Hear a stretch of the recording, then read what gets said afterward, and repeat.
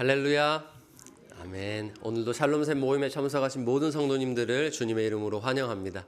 이 시간도 우리 하나님 바라보면서 하나님 이름 높이면서 이 시간 시작하기 원합니다. 우리 찬송가 내 영혼의 그 깊은 데서 우리 함께 찬양하시겠습니다.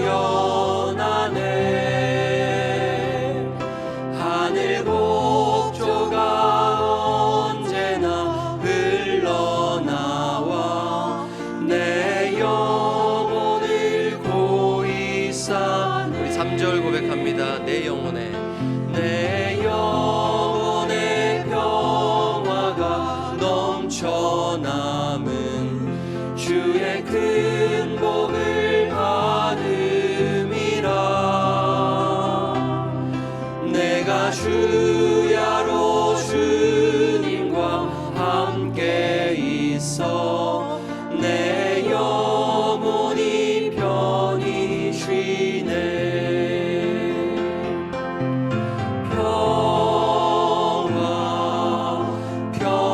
평화로다 하늘 위에서 내려오네. 그 사랑의 물결이 영원토록 내 영혼을 덮으소서. 이 땅 위에 험한 길 가는 동안 참된 평화가 어디 있나. 우리 모두 다 예수를 친구 삼아 참 평화를 누리겠네.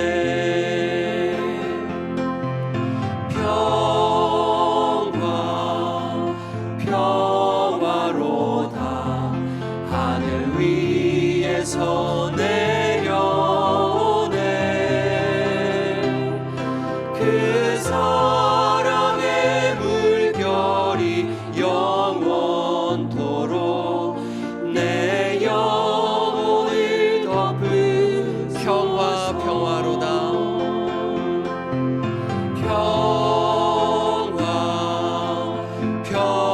평화로다 하늘 위에서 내려오네. 그 사랑의 물결이 영원토록 내 영혼을 덮으소서. 아멘.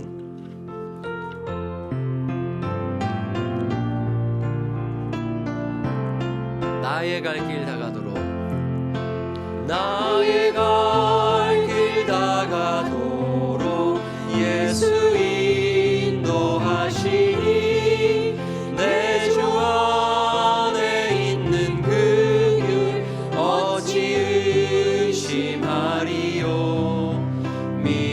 믿음으로 사는 자는 하늘 위로 받겠네. 무슨 일을 만나든지 만사 형통하리라.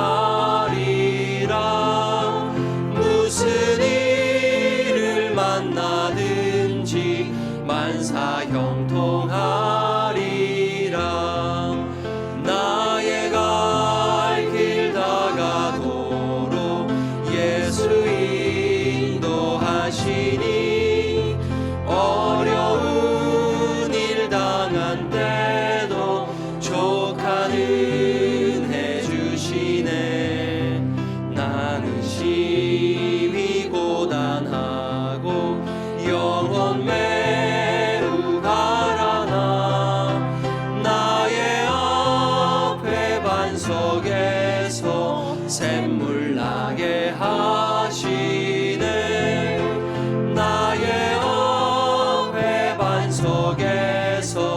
샘물 나게 하시네.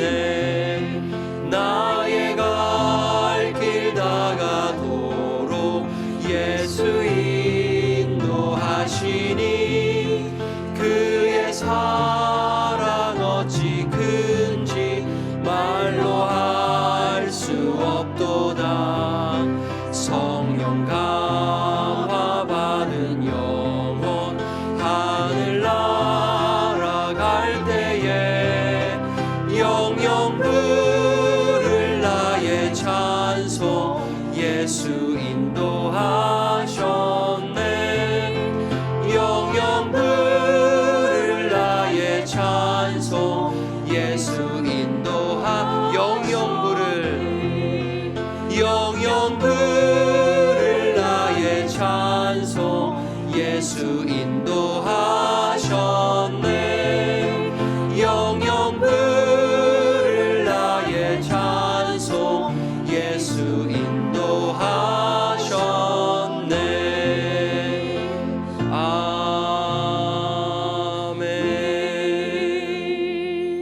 아멘. 이 시간 우리 대표에서 이상만 장로님께서 기도해 주시겠습니다. 사랑이 많으신 아버지 하나님, 우리를 사랑해 주시고 항상 지켜주심을 감사드립니다.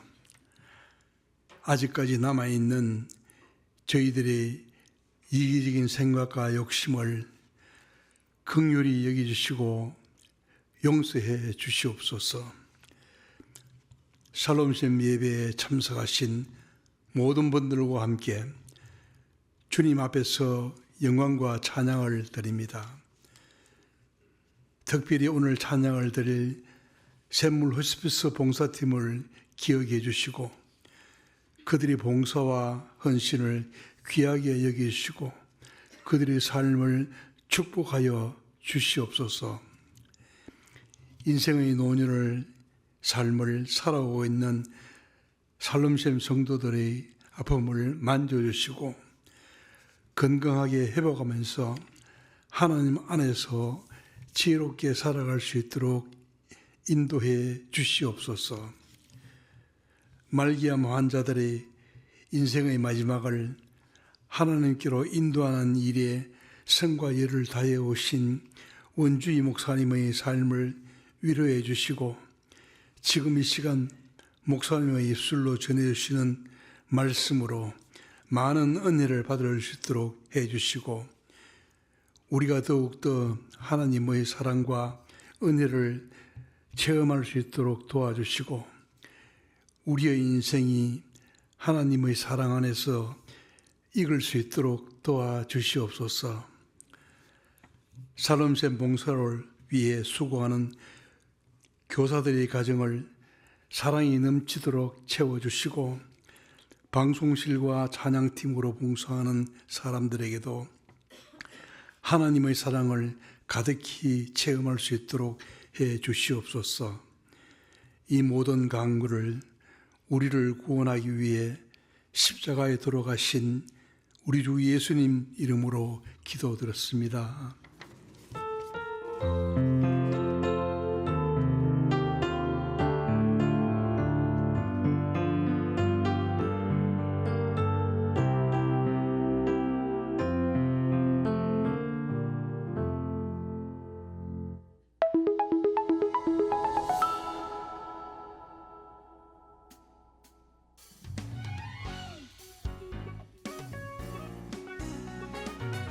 10월 23일 샬롬샘 소식입니다.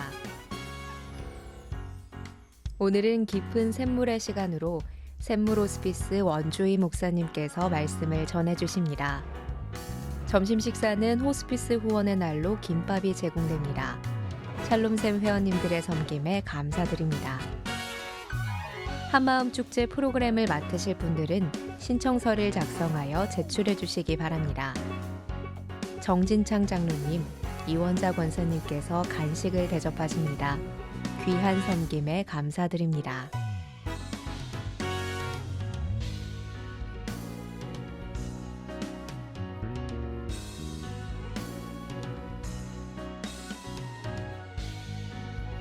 지금까지 샬롬샘 수식이었습니다.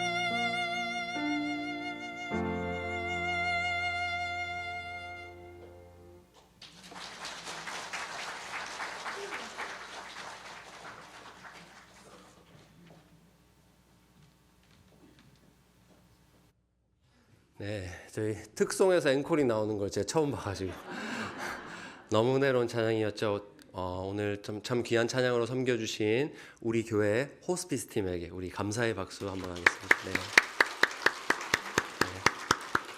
너무 귀한 섬김 감사합니다. 우리 원주희 목사님 오신다고 미리 딱 준비를 하고 계시더라고요. 너무 감사합니다. 몇 가지 광고 말씀드리고 말씀 전하실 목사님 모시도록 하겠습니다. 오늘은 우리 호스피스 원앤알로 김밥, 도시락을 드시겠고요. 우리 정진창 장로님 가정에서 간식을 준비해 주셨어요. 그래서 맛있게 드시고 기도해 주시고요. 특별히 도시락 가져가실 때는 목장별로 가져가십니다. 그래서 목원분들 따로 가지 마시고 목자님께서 챙겨주시면 감사하겠습니다. 그래서 따뜻한 국물도 준비되어 있으니까 목자님께서 각 목장의 도시락을 챙겨주시면 감사하겠습니다. 그러면 이 시간 말씀 전해주실 우리 원주희 목사님 모실 텐데요. 오늘도 우리에게 꼭 필요한 말씀 주실 줄 믿고 감사하면서 우리 박수로 환영하겠습니다. 네. 성도 여러분, 이렇게 다시 뵙게 돼서 반갑습니다. 저는 지난번에도 왔는데 또 불러서 대상이 같은 분이세요? 그랬더니 같은 분이시래요. 그래서 똑같은 강의를 계속할 수가 없잖아요. 해도 되나요? 네. 그래서 조금 내용을 다시 조금 다듬어서 분야를 조금 다르게 한번 말씀을 나누려고 합니다. 오늘은 생명의 흔적이라는 주제로 잠깐 은혜를 나누려고 합니다. 고린도 후서에 있는 말씀 4장 16절에서 5장 1절까지의 말씀을 잠깐 읽겠습니다. 우리 한번 같이 읽을 수 있으면 읽으면 좋겠습니다. 다 같이 그러므로 우리가 낙심하지 않으니 우리의 겉사람은 낡아지나 우리의 속사람은 날로 새로워지도다. 우리가 잠시 받는 환난에 경한 것이 지극히 크고 영원한 영광에 중한 것을 우리에게 이루게 함이니 우리가 주목하는 것은 보이는 것이 아니요 보이지 않는 것이니 보이는 것은 잠깐이요 보이지 않는 것은 영원함이라. 만일 땅에 있는 우리의 장막집이 무너지면 하나님께서 지으신 집 곧 손으로 지은 것이 아니요 하늘에 있는 영원한 집이 우리에게 있는 줄 아느니라. 아멘. 원래 우리 목사님께서 저한테 시간을 어느 정도 하면 되겠냐고 물어봤더니 11시까지만 해달라 그래요. 근데 시작 시간이 10시 10분이라고 그랬어요. 제가 하는데 지금 10분이 넘었습니다. 그래서 11시 15분까지 해요? 예, 시간을 잘 지켜야지 안 그러면 힘드실 테니까. 사람의 이제 그 생명에 대해서 오늘 조금 말씀드릴 건데요. 인간의 죽음은 어떻게 보십니까? 하는 질문을 한번 좀 하고 싶습니다. 인간의 죽음을 어떻게 보십니까? 자연적 현상이라고 보십니까? 비자연적 현상이라고 보십니까? 생각해 보셨어요? 자연적 현상이 아닙니다. 비자연적 현상입니다. 인간의 죽음을 자연적 현상이라고 본다면 왜 그렇게 생각하십니까? 첫째, 모든 사람이 죽지 않느냐? 그러니까 자연적 아닐까? 모든 생명체가 생로, 병사 그런 주기로 움직이고 있기 때문에 우리도 그렇게 죽음이 자연적 아닌가? 또 세 번째는 만약 죽음이 없다면 삶도 있을 수 없기 때문에 이때까지 모든 사람이 살아있다면 뒤에 사람은 어떻게 사느냐? 그러니까 앞에서 죽어줘야 뒷사람이 살지. 자, 이런 생각을 하시는 분들이 계세요. 그래서 이것을 자연적 현상이라고 보는데 성경은 그렇게 보고 있지 않습니다. 성경은 죽음을 비자연적 현상이라고 보고 있습니다. 비자연적 현상이라고 보는 이유, 첫째, 모든 사람이 죽음을 두려워하고 있습니다. 자연적이면 두려워할 필요 하나도 없습니다. 근데 비자연적 현상이기 때문에 두려워요. 저도 그래서 하나님 만났습니다. 죽기를 무서워함으로 한평생 죽음의 종노릇을 하는 저를 하나님께서 해방시켜 주셨어요. 그래서 히브리서 2장 15절에서 이하의 말씀이 제게 은혜를 주신 말씀이에요. 죽기를 무서워하는 인생이 바로 저였습니다. 그런데 그것을 완벽하게 고쳐주신 분이 바로 예수님이시죠. 그래서 죽음을 두려워하고 있다는 것은 죽음은 비정상적이고 비자연적 현상이라고 생각해야 돼요. 그래서 우리 환우님들이 오셔서 죽음이 두렵다 그러고 막 힘들어 하실 때 우리는 그걸 이해를 하셔야 되는 것이죠. 비자연적 현상이기 때문에 두려워하고 있다. 그 다음에 고귀한 인간이 죽음을 전제로 하는 비천한 운명을 가지고 태어날 수 없다. 하나님의 생명으로 이렇게 태어났는데 죽음을 전제로 만들었다? 그건 말이 안 되는 것이죠. 죄가 인해서 들어오는 것이죠. 인간이 죽어야 할 존재로 만들어질 만큼 하나님의 창조가 불완전할까요? 불완전하지 않습니다. 그래서 성경에서는 죽음을 어떻게 보는가 하는 이렇게 봅니다. 죽음은 인간의 죄로 인해 찾아온 비자연적 현상이라고 로마서 6장 23절 상반절에 죄 싹은 사망이라고 그랬어요. 죄가 사망을 낳게 만들었다는 게 우리 죄로 인해서 죽음이 온 것이죠. 인간의 죽음이 비자연적 현상이라는 증거가 있습니다. 성경에. 첫째, 사람은 하나님의 형상으로 지음을 받았다 그랬어요. 창세기 1장 하나님의 형상으로 지음받았는데 그 하나님의 형상이 비자연적 현상의 죽음의 존재로 만들어질 만큼 비자연적 현상인가? 우리는 비자연적 현상의 죽음을 맞게 된 겁니다. 죄로 인해서. 그 다음에 성경은 죽음이 죄로 말미암아 인간 세계에 들어왔다고 정확하게 얘기합니다. 죽음은 죄에 대한 적극적인 형별이다. 그리고 죽음이 비자연적이며 적대적인 현상으로 표현되어 있어요. 뭐라고 그랬냐면 하나님의 진노, 죽음을, 심판, 정죄, 저주, 마지막 원수, 이게 다 죽음의 표현입니다. 그래서 성경에는 이렇게 얘기합니다. 모든 사람이 죄를 범하였음에 하나님의 영광에 이르지 못하게 됐다. 죄의 싹은 사망이었다. 자, 이런 내용들을 성경에서 우리 많이 들었습니다. 그래서 우리 인간이 스스로 죄인의 몸에서 벗어날 수 있는 길이 없습니다.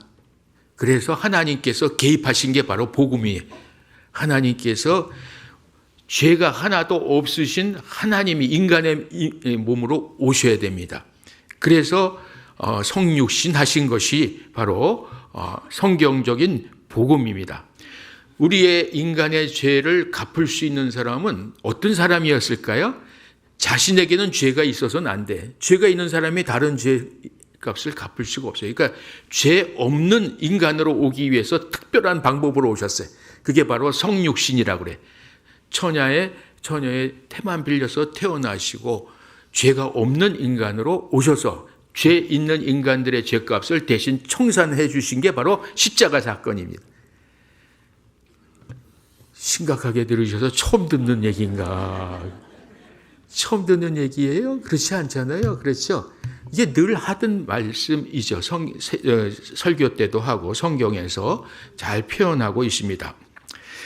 그래서 성경적 복음, 성경에서 말하는 굿뉴스, 좋은 소식, 복음은 바로 뭐냐면 죄가 하나도 없으신 하나님이 이 땅에 인간의 면으로 오셨어요.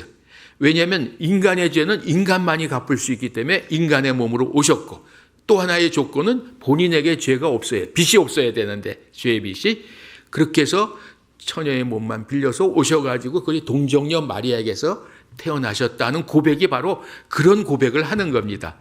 사도신경을 늘 암송하면서 고백하면서 우리가 이 내용을 잘 정리를 하고 하면 더 은혜가 되는 것입니다.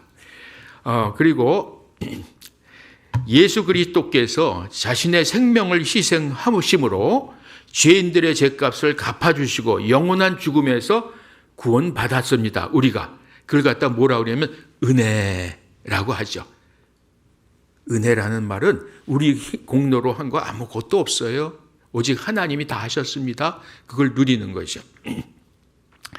그래서 에베소서에도 이렇게 1장 7절에 이하에 보면은 우리도 그리스도 안에서 그의 은혜의 풍성함을 따라 그의 피로 말미암아 속량 곧 죄사함을 받을 것이니라가 아니라 받았느니라 하고 과거형으로 표현을 했어요. 그러니까 그것이 이미 이루어진 사건이고 우리는 그것을 지금 와서 그렇게 됐구나 하고 고백하게 되는 것이 믿음입니다. 그래서 우리를 허물과 죄로 죽었던 우리를 하나님께서 우리를 살려주셨습니다. 그래서 우리는 이제부터 어떤 모습으로 살아야 되는 나는 죄인이지만 구원받은 의인으로서의 은혜를 주신 하나님을 믿고 살아가는 사람입니다. 이렇게 고백해야 됩니다. 우리는 이 세상에 잠깐 있다가 떠나는 나그네라고 그래요. 나그네 인생. 영원히 이 세상에서 살아갈 수가 없고 이 땅에서의 육신의 장막을 한번 수리하러 가야 됩니다. 저도 제 머리가 이렇게 빠지고 머리가 허해질지는 꿈에도 몰랐습니다.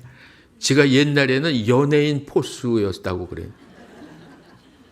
혹시 한영교회 서울영동교회에 계시던 분 저 처음 봤을 때 그렇지 않았나요? 그런데 어느새 머리가 다 허여가지고요. 점점 몸이 낡아지고 있습니다. 그래서 그러나 우리는 뭐라고 그러냐면 낙심하지 말고 이 세상은 영원히 사는 세상이 아니라 스쳐 지나가는 나그네 인생이니까 하면서 살아가야 됩니다.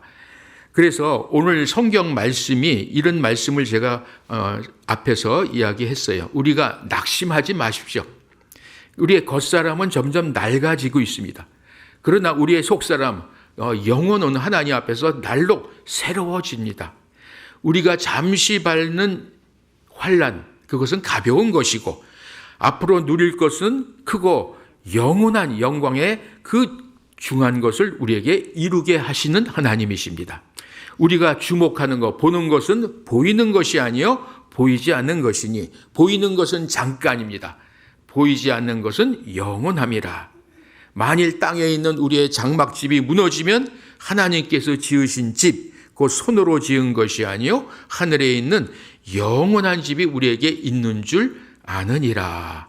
우리 샘물 허스피스에는 자연장지를 만들어 놓고 흙으로 자연스럽게 육신의 장막을 떠나보내는 그런 문화를 지금 이렇게 하고 있습니다. 장례 문화를 개혁하는 거예요. 어디다 표시해 놓지 않고 우리는 땅에 있지 않습니다. 육신의 장막이 흙으로 돌아가면 하나님이 부활의 영광스러운 몸으로 우리를 만들어 주실 걸 바라보면서 흙으로 돌려보내야 됩니다 하는 빈무덤 신앙, 빈무덤으로 우리는 마무리해야 됩니다 했는데 요즘 인기가 굉장히 좋습니다. 그래서 조상들의 묘, 낙골, 수목장 이런 것들 후손들이 이제 관리를 안 하니까 그 다 개장해서 와서 흙으로 돌려보내시고 거기 표시를 안 하는 조건. 한번 와보신 분 계세요? 그렇게 해서 흙으로 다 돌려보내고 그 다음에 우리는 나중에 부활의 영광스러운 몸으로 만날 것을 기대하면서 살아가야 됩니다. 우리의 땅에 있는 장막집이 무너지면 하나님이 지으신 집, 곧 손으로 지은 것이 아니요 하늘에 있는 영원한 집이 우리에게 있다. 그걸 믿고 살아가야 되겠습니다. 그래서 우리 샬롬센 어르신들께서도 내 몸이 점점 낡아진다고 낙심하지 마시기 바랍니다. 하나님 앞에 가서 완벽한 부활의 영광스러운 몸으로 만날 것을 기대하면서 살아가는 은혜가 있으시길 바랍니다. 그것을 뭐라고 그래요? 복음이라고 그래요. 굿뉴스, 좋은 소식이다. 그래서 복음을 잘 우리가 믿고 살아가야 됩니다. 샘물 허스피스 사역을 하면서 한 16,000여 명의 말기 암 환자 또 다른 질환의 말기 환자분들을 그동안 32년 동안 모시고 살면서 보니까 이분들의 그 삶과 죽음에 대한 관점이 생각들이 다 달라요. 그래서 그걸 갖다 우리가 복음으로 잘 정리해 줘야 되기 때문에 어떤 사람은 이런 생각을 하세요. 죽은 사람이 살아있는 사람들에게 어떤 영향력을 행사할 수 있다. 죽은 사람이 살아있는 사람에게 어떤 영향력을 행사할 수 있다는 생각을 대부분 해요. 그래서 잘 묘지도 만들어 드려야 되고 제사도 늘 잘 차려 드려야 되고 이런 서비스를 해야지 나한테 좋은 영향력을 행사할 수 있지 않느냐. 또 살아있는 사람이 죽은 사람들에게 어떤 또 영향력을 행사할 수 있다 해서 호화로운 장례, 묘지 이런 걸 잘 만들어 놓고 제사를 차려두면 죽은 사람에게 좋은 데로 가게끔 어떤 영향력을 행사할 수 있다. 이것도 답이 아닙니다. 세 번째, 죽은 사람과 살아있는 사람들 사이는 서로 어떤 영향력을 행사할 수 있다라는 생각을 해서 서로 누이 좋고 매부 좋고 내가 제사를 잘 차려드리고 호화로운 장례를 해드리고 묘지를 호화롭게 관리하면은 나에게도 돈복을 주시고 건강복을 주시고 출세복을 주실 것이다. 출세복. 이거 다 가짜죠. 그걸 믿으면서 가면 사탄이 그걸 이용해서 계속 우리를 끌고 갑니다. 그런데 사실은 그게 정답이 아니죠. 네 번째가 정답입니다. 죽은 사람과 살아있는 사람들 사이에는 서로 아무 영향력을 행사할 수 없다. 그렇기 때문에 내가 아무리 서비스 잘하고 떠난 사람을 위해서 그렇게 해서 나한테 또 그분들이 떠나신 분이 우리한테 더 좋은 서비스를 해줄 것이다. 이런 생각을 하면 안 됩니다. 그래서 이제 교회가 오히려 이런 걸 그동안 조장해 왔어요. 묘지를 만들어 놓고 낙골, 수목장 이런 것들을 통해서 잘 우리가 떠난 사람을 서비스해 주면 우리도 복을 받을 수 있다 하는 그런 생각들이 문제가 있게 됩니다. 요새는 이제 묘지 만들어 놓은 데가 다 폐허같이 돼서 후손들이 와서 찾아오지도 않고 이걸 개장해 가지도 않고 그냥 내두니까 관리가 어려운 이런 상황들이 돼 있기 때문에 제가 이 장례 문화를 이제 개혁해야겠다 해서 이렇게 진행하고 있습니다. 또 잘못된 문제가 있어요. 사람이 죽으면 그 존재 자체가 없어지고 다른 존재가 된다? 어떤 존재? 귀신이 되거나 다른 존재가 된다? 그런 법이 없습니다. 사람이 죽으면 그 존재 자체가 없어지고 다른 존재가 되는 법이 없다는 거 꼭 기억하시고요. 마지막, 사람이 죽으면 모든 것이 없어지고 끝이다. 끝이 아니라는 겁니다. 그래서 우리는 잘 살아요. 인생 100년 전으로 사는 것이 인생이 끝이면 뭐가 좋겠습니까? 그 이후에 영원함이 없으면. 그래서 이런 삶과 죽음의 생각들을 우리가 바르게 교회에서 좀 가르쳐 드리면 힘이 되고 있습니다. 올바른 성경적 생사관에 대해서 잠깐 설명을 합니다. 올바른 성경적 생사관은 죽은 사람과 살아있는 사람 사이에는 어떤 형태이든 서로 영향력을 주고받을 수 없습니다. 그리고 이런 생각은 영향력을 주고받을 수 있다는 생각을 하면 이 세상과 다음 세상과의 연속적인 것과 불연속적인 것에 대한 잘못된 시각을 갖게 됩니다.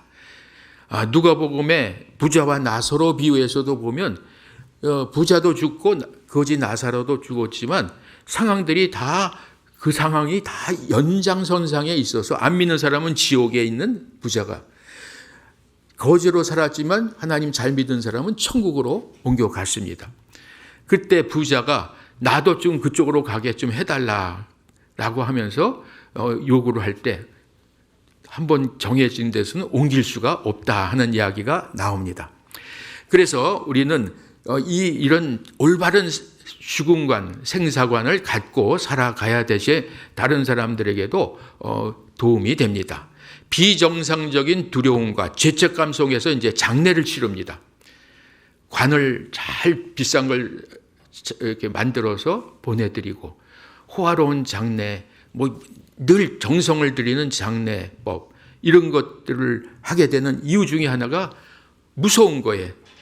떠난 사람이 나에게 해를 주면 어떡하나 하는 그런 것도 있고 내가 이렇게 해야 도리를 다하는 것이다 라는 잘못된 생각을 갖고 있는데 떠난 사람은 뭐라고 그래요? 부자가 지옥에 가서 뭐라고 그래요?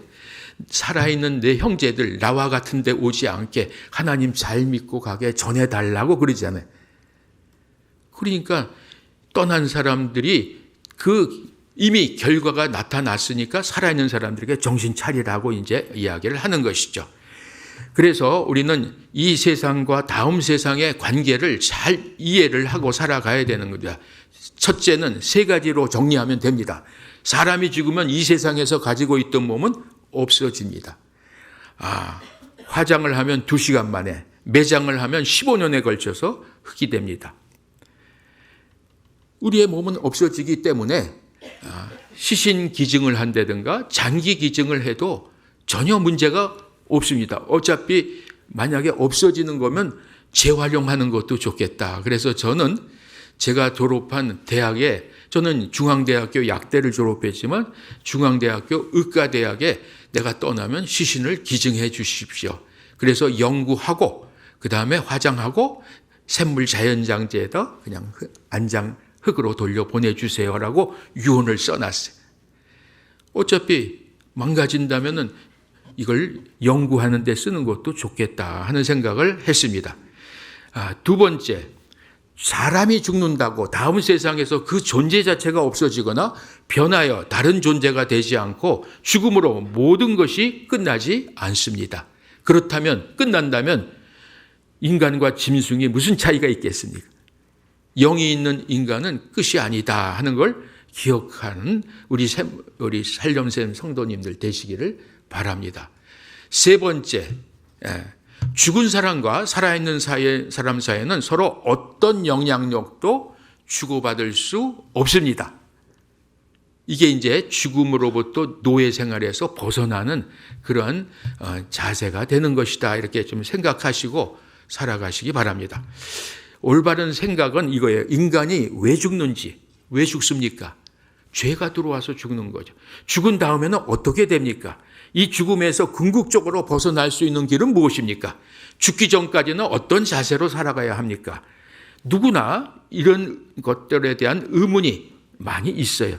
이런 문제에 대해서 교회는 성경적인 해답을 주고, 그리고 궁금증이 풀릴 때 비로소 죽음을 두려워하지 않게 되며 죽음을 영원한 소망의 관문으로 바라보게 됩니다. 그리고 남은 생을 의미 있게 잘 마무리하기 위해 마지막까지 최선을 다해 살아가게 된다 하는 이 사실을 좀 기억하시면 교회에서 하는 역할, 우리가 왜 하나님을 믿어야 되는지 이런 것들에 대한 내용이 납니다. 고린도전서 15장에 있는 말씀은, 이 15장은 부활장이라고 그래요. 고린도전서 15장에 특별히 50장에서 58절까지의 말씀을 잘 이해하시면 지금 이런 내용들이 다 정리가 돼 있습니다. 그래서 혹시 나중에 시간이 되실 때 고린도전서 15장 50절 이하를 전체를 읽으면 좋지만 그래도 50절 이하와 58절까지를 잘 묵상해 보시면 됩니다. 이렇게 기록해 있습니다. 형제들아, 내가 이것을 말하노니 혈과 육은 하나님 나라를 이어받을 수 없고 또한 썩는 것은 썩지 아니하는 것을 유업으로 받지 못하느니라. 이 몸으로 계속 이어지지 않는다는 겁니다. 보라, 내가 너에게 비밀을 말한다. 여기 비밀이라는 건 아는 사람만 아는 것을 비밀이라 그래. 비밀을 말하노니 우리가 다 잠잘 것이 아니요 마지막 나팔에 순식간에 호련히 다 변화되리니 나팔 소리가 나매 죽은 자들이 썩지 아니할 것으로 다시 살아나고 우리도 변화되리라. 이 썩을 것이 반드시 썩지 아니할 것을 입겠고 이 죽을 것이 죽지 아니함을 입으리로다. 이 썩을 것이 썩지 아니함을 입고 이 죽을 것이 죽지 아니함을 입을 때에는 사망을 삼키고 이기리라고 기록된 말씀이 이루어지리라. 이 마지막 55절 이하가 굉장히 은혜로운 고백입니다. 사망아, 너의 승리가 어디 있느냐? 사망아, 내가 쏘는 것이 어디 있느냐? 사망에 쏘는 것은 죄요, 죄의 권능은 율법이라. 우리 주 예수 그리스도로 말미암아 우리에게 승리를 주시는 하나님께 감사하노니 그러므로 내 사랑하는 형제들아, 견실하며 흔들리지 말고 항상 주의 일에 더욱 힘쓰는 자들이 되라. 이는 너희 수고가 주 안에서 헛되지 않은 줄 알미라. 이 성경의 내용들이 전체가 이런 것들을 요약하고 있는 것이니까 이런 관점에서 성경을 보시면요, 창세기부터 요한계시록까지가 다 은혜가 되는 것입니다. 그래서 이런 내용을 좀 잘 묵상하시고 우리가 늘 암송하는 말씀들을 제가 몇 개를 꼭 선택했습니다. 요한복음 5장 24절 이런 말씀은 우리가 많이 암송했던 말씀이죠. 내가 진실로 진실로 너에게 이르노니 내 말을 듣고 또 나 보내신 이를 믿는 자는 영생을 얻었고 심판에 이르지 아니하나니 사망에서 생명으로 옮겼느니라.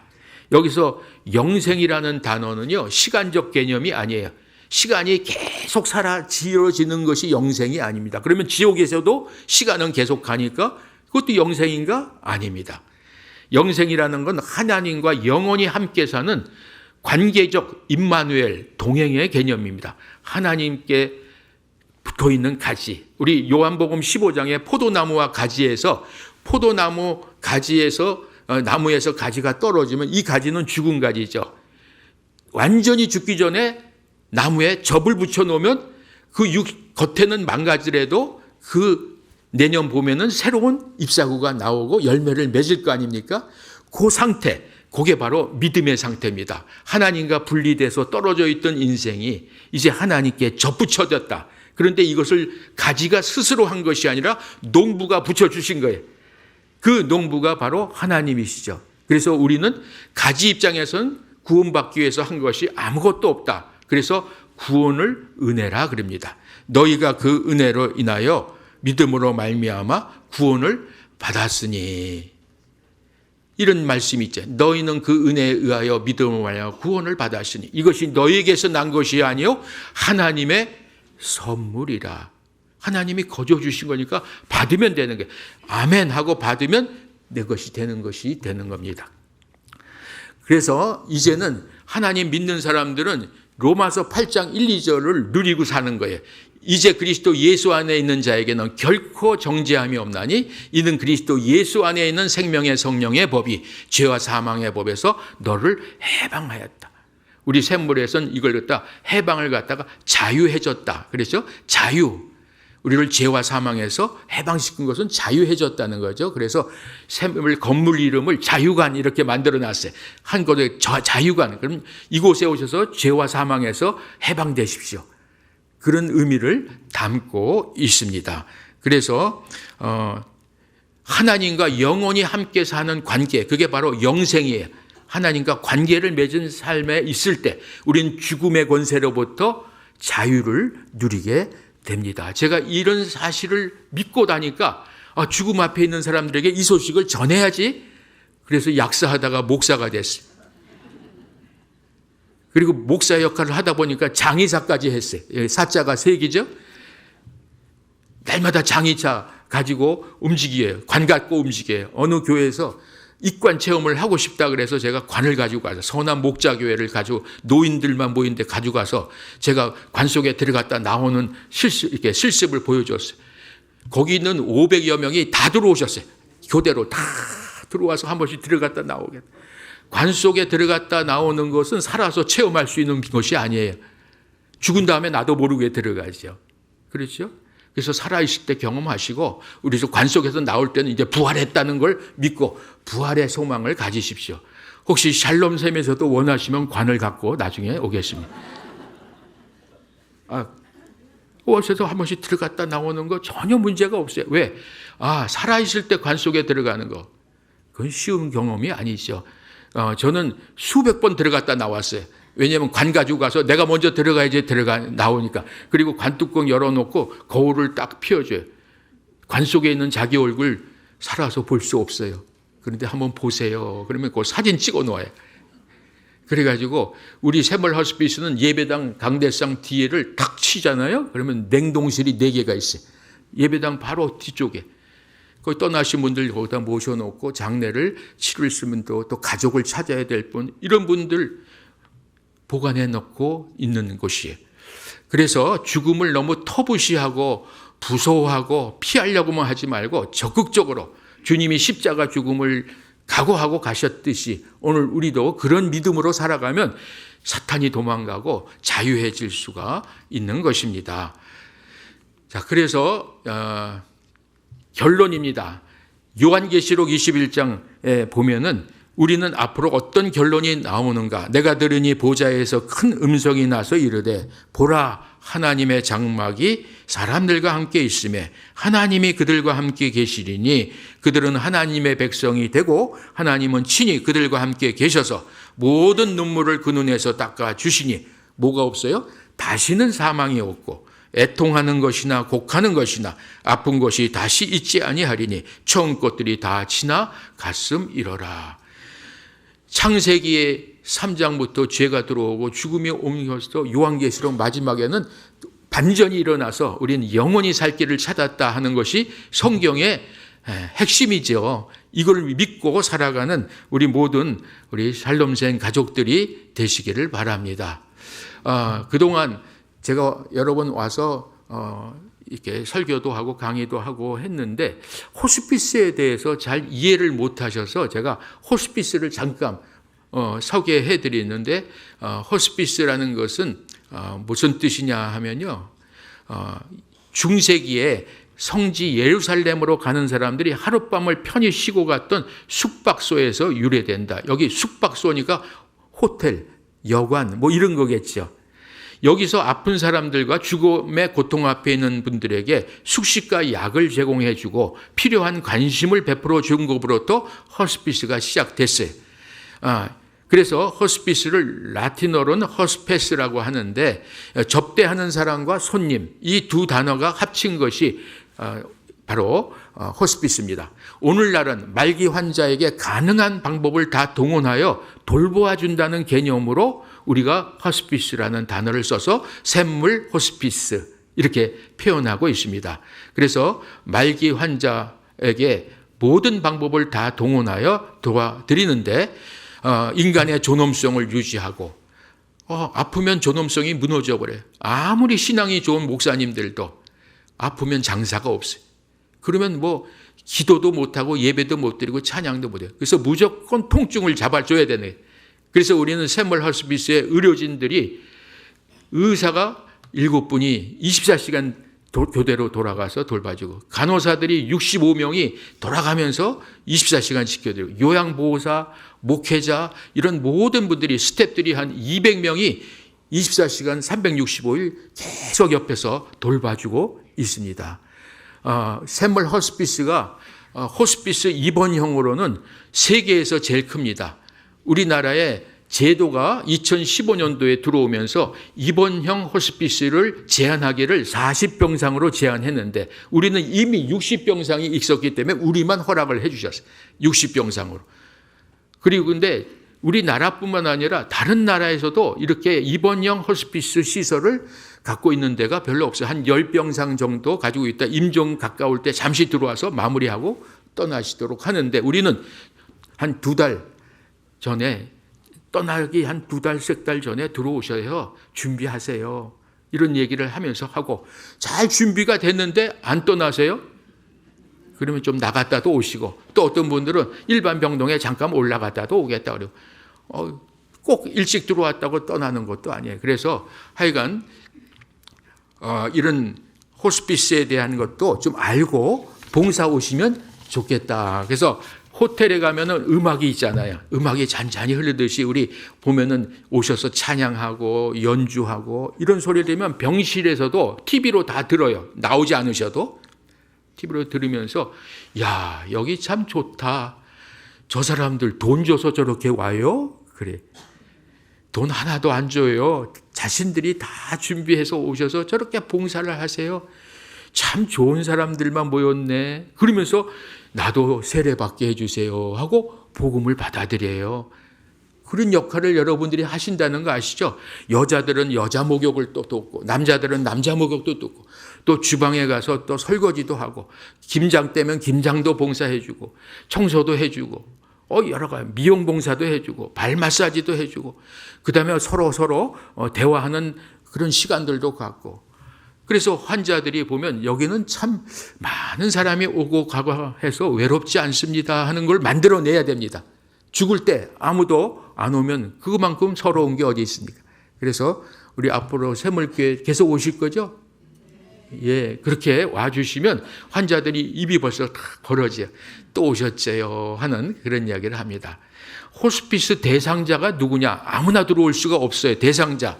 현대의학적으로 치료 효과를 더 이상 기대할 수 없고 남은 수명이 6개월 전후로 예측되어지는 말기암 등의 말기 환자와 그 가족이 섬기는 게 되는데 자녀 수명이 한 6개월 정도 남은 것을 요즘은 현대의학이 거의 정확하게 맞지. 한 6개월 정도 예측합니다 하면 거의 틀리지 않도록 그렇게 정확한 현대의학이 발달되어 있어요. 그런데 오셔가지고 좀 일찍 들어오시는 분은 오셔서 통증 조절 잘 하면 봉사도 여러 개 하시면서 오래 사는 분도 있어요. 그래서 잠시 나갔다 또 들어오고. 우리 호스피스 봉사자로 계시던 부인이 남편 장로님께서 암을 딱 진단 말기를 받으니까 나는 더 이상 병원에 있고 싶지 않고 아내가 봉사하던 호스피스, 샘물 호스피스 가겠다고 들어오셨어요. 오셔서 통증 조절이 잘 되니까 날마다 예배 때 나오셔서 찬양을 하시고 방마다 가서 찬양 봉사하시고 하는데 이분이 얼마나 살아셨냐면요. 3년 반을 사셨어요. 조금 살다가 자리가 없으면 집에 갔다가 또 들어왔다가 왔다 갔다 하다가 마지막에 들어와서 한 이틀 주무시고 그냥 하나님 나라로 잘 이동하시고 바로 자연장지로 안장을 하셨습니다. 이 죽음의 문제가 해결하기가 다 힘들어요. 원래 교회는 죽음을 해결해 주는 전문가예요.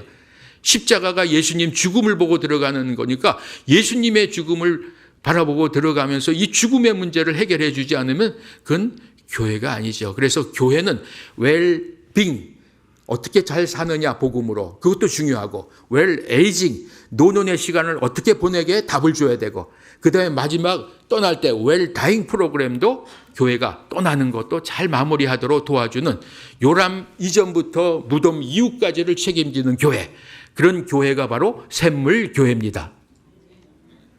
아멘이 안 나오시죠. 그런 교회가 샘물교회예요. 무덤 요람 이전부터 무덤 이후까지를 책임지는 그런 교회. 그래서 우리는 이런 은혜를 누리면서 호스피스는 생명의 길이를 인위적으로 연장 또는 단축시키지 않습니다. 오히려 인위적으로 하다가 또 더 먼저 가실 수도 있어요. 그래서 중환자실 이런 데 적극적 치료를 하지 말라고 요즘 의사들이 더 이상 하면 손해입니다. 호스피스로 가셔야 돼요. 이런 아주 실력 있는 의사들은 또 그렇게 합니다. 생명의 질에 초점을 맞춰야 됩니다. 생명의 질이 어떻게 길이를 생각하지 말고 질에 맞춰다 보면 갑니다. 저는 호스피스를 하면서 무슨 생각을 했냐면 한 사람만 보내고 가겠습니다. 저도. 그렇게 시작을 했어요. 그래서 정진우 장로님이 이제 아시는 분은 아시겠지만 제가 부동산을 하셔서 죽음 앞에 있는 사람들 모시고 좀 살 때를 찾아봐 주세요. 부동산을 하셔서 부탁했더니 우리 저 가창리 용인 배감 가창리에 내가 집이 하나 농장도 있는데 거기 한번 가서 보세요. 그래서 괜찮으면 그 집 쓰게 해드릴게요. 그래서 가서 보니까 허름한 집이 이렇게 돼 있어요. 내가 쓰겠다고. 이거 다 수리해서 쓰겠다고. 그랬더니 써보라고. 그래서 호스피스 샘물이 시작된 거예요. 그게 지금 이렇게 해서 지금까지 이어졌어요. 왜 이렇게 이어졌냐면 동네 사람이 데모에서 쫓겨났어요. 여기 말기 암 환자들 와서 죽으면 그 목욕한 물이 논으로 들어와서 쌀이 암에 걸리고 귀신이 우글우글해서 우리가 무서워서 못 살겠다고 막 쫓겨났어요. 그래서 3번이나 쫓겨다니다가 지금 있는 장소에 와서 쫓겨나지 않아요. 그 이유가 어디 있느냐면 우리 땅 바로 옆에가 수원 백시 문중 묘지가 있는 땅이에요. 그 묘지 바로 밑에 땅이 지금 제가 산 땅이에요. 아무도 안 산대요. 묘지 밑에 땅이라고. 그래서 제가 사겠다고. 묘지 밑에 땅이 명당입니다. 햇빛 잘 들고 물 잘 빠지고. 거기서 딱 샀더니요.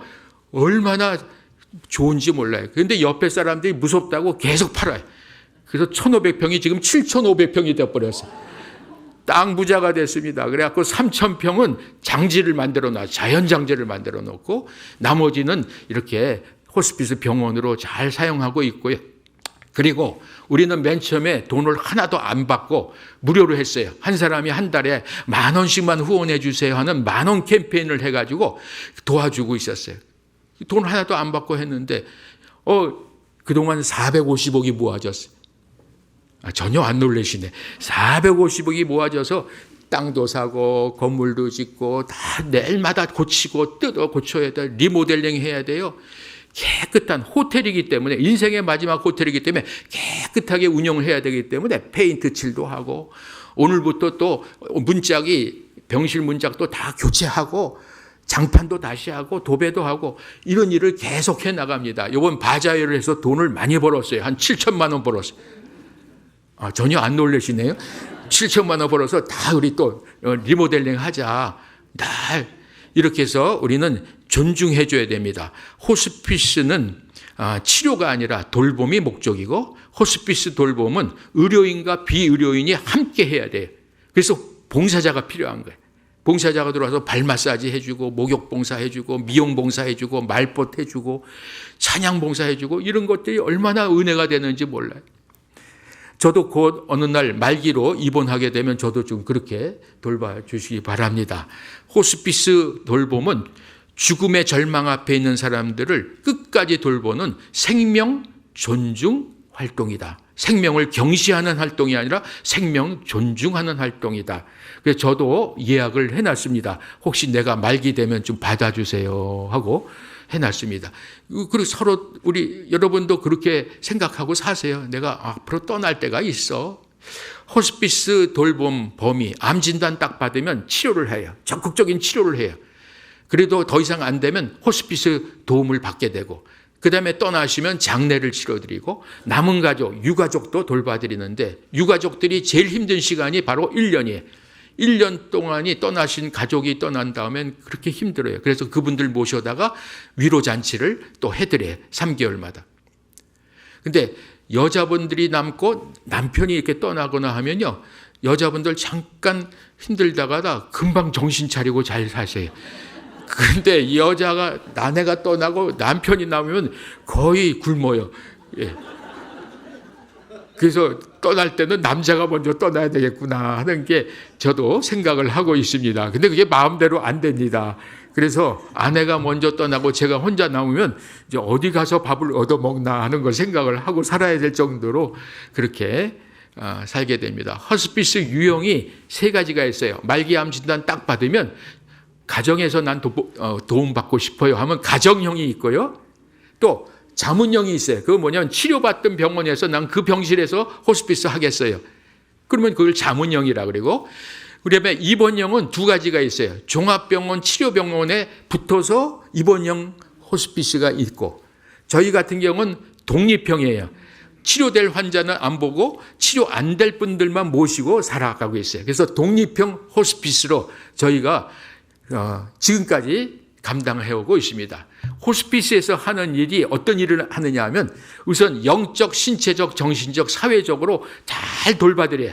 영적, 여러분 아무리 통증이 조절되고 내가 편안하더라도 하나님을 믿는 믿음이 없고 영적으로 도움을 못 받으면 두렵습니다.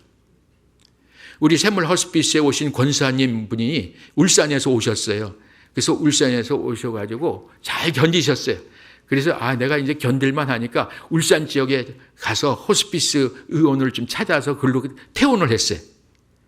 근데 얼마 있다 전화가 오셨어요. 목소리가 다 쉬셨어요. 그래서 누구세요? 그랬더니 나 거기 있었던 아무의 권사 환자입니다. 그런데 왜 이렇게 목소리가 안 나오죠? 여기는 병실에 아무도 안 와. 아무도 안 와서 소리를 계속 질러도 안 와서 목이 이렇게 쉬었대. 무서워서 못 살겠다. 그러면서 다시 샘물로 오게 해달라고 오셨어요.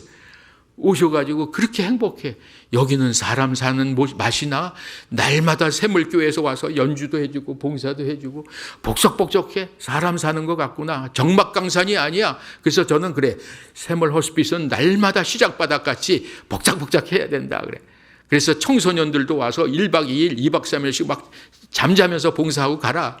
이렇게 하고 당일로도 왔다 가고 이렇게 합니다. 그래서 영적 케어가 잘 돼야 되고요. 신체적 통증을 잡아줘야 되고, 정신적으로 불안하고 우울하고 한 것도 이렇게 잘 돌봐드리고, 사회적으로 감당해야 될 게 있어요. 내가 마지막 떠나기 전에 해야 될 일 마무리하고 싶어요. 뭐 하고 싶으세요? 그랬더니 어떤 분이 내가 아내하고 결혼식을 못 올리고 같이 살았어요. 그러다가 아내에게 뭐라 그러냐면 내가 조금 돈 더 벌어서 면사포 씌워줄게 라고 약속을 했는데 이제 아무로 죽어가서 내가 약속을 못 지키게 됐어요. 그래. 그래서 그러면 우리 샘물에서 결혼식 합시다. 우리 면사포 쓰고 이렇게 남편도 암이지만 양복을 탁 입고 애가 하나 있는데 걔는 꽃바구니 들고 주례는 제가 하고 해봅시다. 라고 했더니 그렇게 좋아해요. 그렇게 또 할 수 있죠. 혹시 결혼식 안 하시고 떠날 때 되면 저희들한테 얘기하시면 저희들이 그거 해결해 드리겠습니다. 결혼식도 하고. 이런 게 다 사회적 교육. 내가 뭔가 마무리하고 갈 일이 있는데 하는 것들도 도와드려야 되겠어요. 그걸 다 뭐라 그러냐면 버킷리스트라 그래. 마지막으로 해야 될 일 하게 해달라. 어떤 아버지가 이제 떠날 때가 되는데 아들한테 어린 아들이 있는데 아들한테 그 약속을 했대요. 내가 건강하면 KTX 타고 부산 정도 한번 여행시켜 줄게 라고 했는데 그 약속을 못 지키게 됐어요. 아파서 입원하셨어요. 그래서 아버지가 힘들어해서 그러면 우리가 같이 갑시다. 휠체어 타고 같이 가고 우리 KTX 타고 갔다 오자고. 그래서 간호사 옆에 대동하고 약 가지고 가고 봉사자 따라가고 그리고 KTX 타서 오송역에서 내려서 거기서 기차 타고 이제 갔다가 다시 올라와서 앰뷸런스로 다 우리가 안내해 줬어요. 갔다 오고 나서 얼마나 감사한지 그 애도 얼마나 좋아하는지 그게 다 마지막 해야 될 일, 마무리해 드려야 될 일이죠. 어떤 분은 낚시를 잘 하다가 환자가 돼서 오셨는데 내가 소원이 있어요. 마지막 소원이 낚싯줄 한번 던지고 가고 싶으세요. 그래. 그래서 우리가 그 옆에 낚시터가 있어서 낚시터에 가서 간호사들이 이제 약을 의사에게 처방받아가서 기체 따라가고 거기서 낚싯줄을 탁 던지고 앉았다가 오셨는데 그렇게 행복해. 그런 것들도 마지막 하고 싶은 일도 도와드려야 되겠죠. 이건 일반 병원에서는 할 수가 없어요. 호스피스 병원에서는 그러니까 샘물이니까 또 할 수가 있고요. 자, 우리 호스피스에서 하는 일, 전인적 고통을 해결해 드립니다. 우리 샘물에서는 전인적 고통 중에 외로움의 고통도 해결해 드려야 되니까 많이 봉사 오세요. 외롭지 않아. 복작복작해.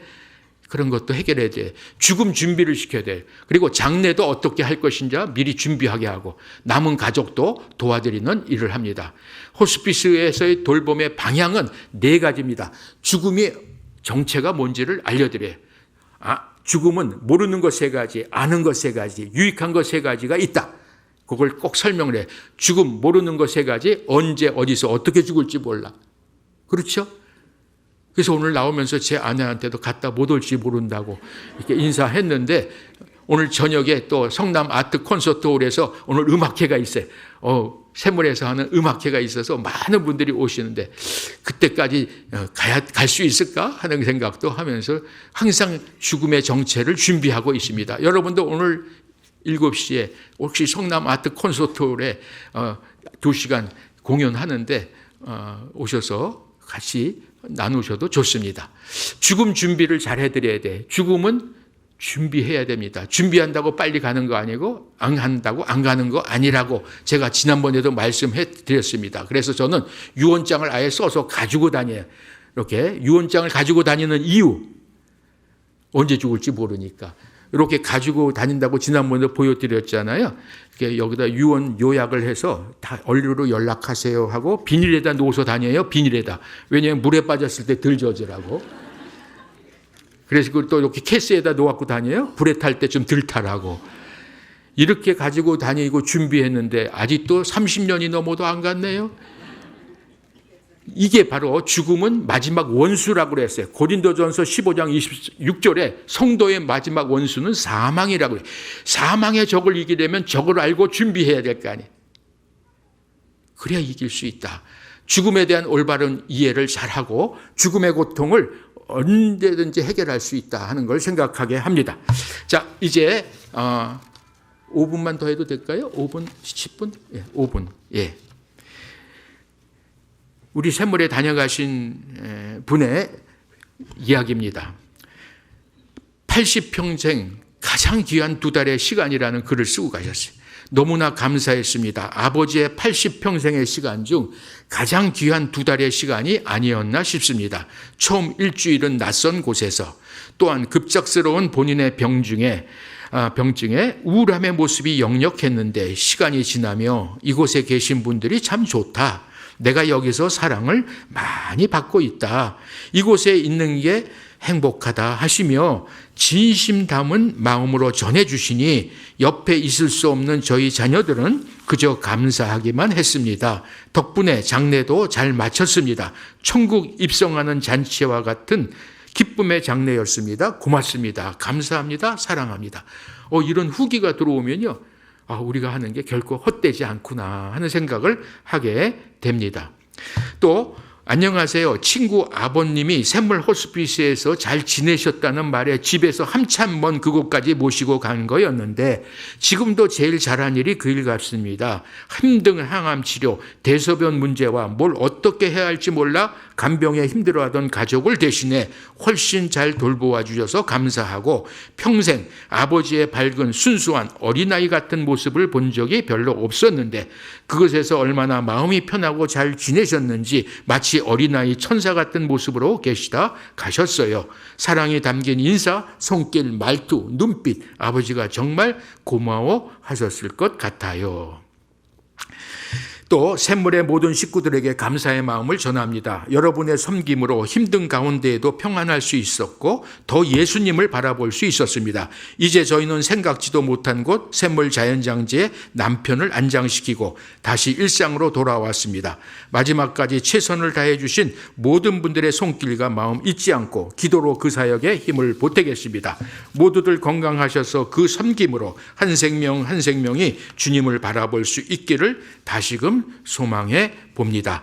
목사님들의 말씀에 두려움보다 평안할 수 있었습니다. 늘 환자에게 최고의 진료 방법을 찾고자 하셨던 의료진의 노고에 감사드리고, 힘들고 지치기 쉬운 육신을 위해 최고의 영양식을 제공해 준 주방식구들에게 감사드립니다.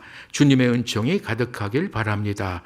우리가 한 봉사가 누군가에는 도움이 돼야 되죠. 도움이 안 된다면 우리 봉사가 의미가 없는 거기 때문에 이런 것으로 응원해 주니까 좀 더 잘해야지, 열심히 해보자 라고 하게 됩니다. 이분은 호스피스 봉사를 하던 우리 감리교 장로님 부부입니다. 그래서 우리 여자 권사 장로님이 늘 봉사를 해서 창조교회, 분당 창조교회 장로님들입니다. 남편이 암에 걸려서 오셨어요. 당연히 아내가 있는데 나는 가겠다 이렇게 얘기를 하면서 예배실에 내려와서 이분들의 찬양의 은혜를 남기고 갑니다. 엔터 한번 쳐보실까요? 방송실에서 이분의 그 영상에, 앞에 영상에서 혹시 엔터가 치워질 수 있는지 한번 보시고, 안 되는군요. 아주 박수를 치면서 계속 찬양을 하시고 흔적을 남겼는데 그 자녀들이 봉사를 오세요. 그 봉사 와가지고 우리 아버지가 여기서 이렇게 은혜롭게 있다 가셨으니 얼마나 감사한지 모른다고. 그거 안 되면 그냥 넘어가겠습니다.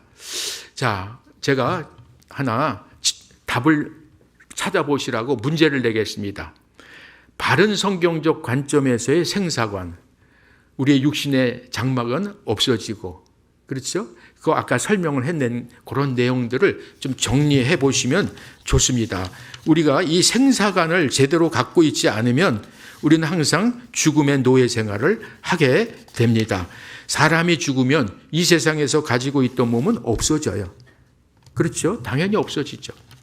그런데 사람이 죽는다고 다음 세상에서 그 존재 자체가 없어지거나 변하여 다른 존재가 되지 않고 죽음으로 모든 것이 끝나지 않습니다. 마지막으로 죽은 사람과 살아있는 사람 사이에는 서로 어떤 영향력도 주고받을 수 없습니다. 제가 어느 집에 갔더니 이렇게 아파트 거실에 조상들의 사진을 다 거실에다 걸어 놓으셨어요. 그리고 그 아침마다 거기다가 뜨거운 밥과 국을 올리세요. 정성을 들이시더라고, 굉장히. 그리고 그 밑에다 10,000원짜리를 크게 확대 코팅을 해서 붙여놨어요. 자, 그 그림을 제가 보면서 무슨 생각? 내가 조상을 잘 섬길 테니까 돈복을 주시옵소서. 그 그림이에요. 진짜 부자 됐어요. 그분. 절대 거기서 못 빠져나옵니다. 사탄도 그걸 이용하는 거예요. 내가 하는 대로 해봐. 돈도 벌게 해줄게. 우리는 그거로부터 해방해야 돼요. 자유해져야 됩니다. 그래서 오늘부터 아파트에다 거실에다 그렇게 붙여놓고 이렇게 정성 들이고 아침에 일어나서 인사하고 혹시 그러셨다면 하지 않으시고 오히려 떠나신 분이 좋아하는 말씀대로 순종하고 하나님 잘 믿어. 부자가 지옥 가서 나사로한테 뭐라고 얘기했어요? 남은 가족들에게 뭐라 그랬어요? 하나님이 잘 믿어라. 나 같은 데는 오지 말라. 그게 떠난 사람의 소원이고 천국에 가 있는 사람은 나 같은 데 오세요. 너무 좋아요. 그러지 않겠어요? 죽은 사람의 소원은 똑같습니다. 지옥에 있든 천국에 있든 다 천국 하나님 잘 믿고 천국 가라. 기도하고 마치겠습니다. 하나님 아버지 오늘 이렇게 귀한 분들과 또 삶과 죽음에 대한 비밀을 나눌 수 있도록 은혜 주신 것 감사드립니다. 하나님께서 허락하시는 그 시간까지 하나님 말씀 붙들고 두려워하지 않고 담대하게 살아가게 하시고 영원한 사는 생명의 흔적을 남기시는 은혜를 누리게 하여 주옵소서. 예수님의 이름으로 기도드립니다. 아멘. 감사합니다.